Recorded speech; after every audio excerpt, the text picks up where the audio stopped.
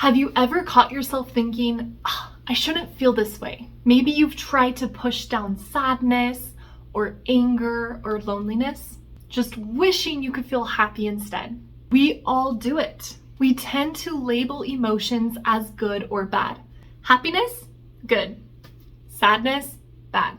But the truth is, emotions are not good or bad. They're simply messages. They're just information. Every emotion exists on a spectrum. It doesn't exist by itself. Think about it. You can see a black crayon on white paper, but you can't see a white crayon on white paper. It's the contrast that gives things meaning. Black on white, hot, not hot, or cold. Those differences allow us to see and experience life. And we need all parts on the spectrum, even if some of those feel uncomfortable or unpleasant. It's the exact same with emotions. You know what it feels like to be healthy because you felt sick before. You can appreciate belonging because you've known and experienced rejection. You can understand joy because you've experienced sorrow. When we start to see emotions this way, we can appreciate the message that each emotion brings. Sadness reminds us that something or someone matters deeply. Rejection helps us to really recognize and cherish the people who make us feel like we belong.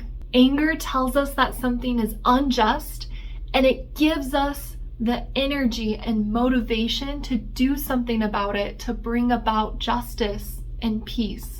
I once worked with a client who said, I just wish I could get rid of my anxiety. But when we looked closer, we found that the anxiety was simply saying, hey, something really big is coming and I want to be ready for it.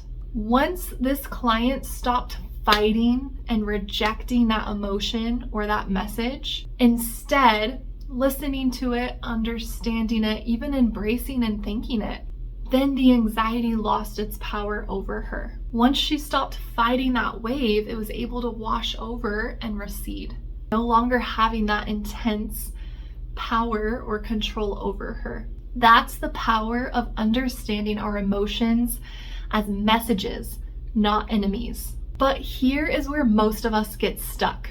We work so hard to minimize bad feelings and maximize good feelings, but it doesn't work that way. As Brené Brown taught, you cannot selectively numb emotions.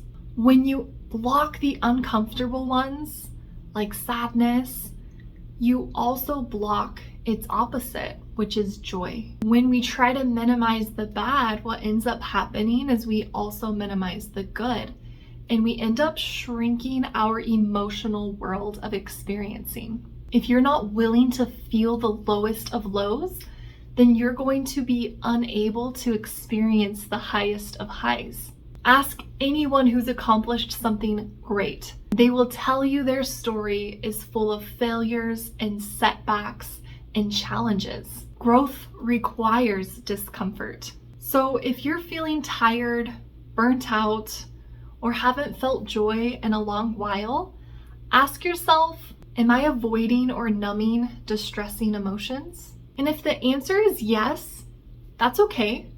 That's normal. But you can start small to begin to change that. Let yourself sit with those emotions instead of running from them. Listen to what they're trying to tell you. Appreciate the wisdom behind them. Emotions are not your enemy. They're your teachers. They help you live life in full color. So if you have been feeling disconnected lately, it's not that something is wrong with you, but perhaps your emotions are trying to speak to you, trying to be heard and felt. Let them speak, let them teach you, and when you do, life opens up again, deeper, richer, and more real. Thank you so much for watching. If this message resonated with you, please like and hit that subscribe button. I'll see you next time on Elevate with Emily.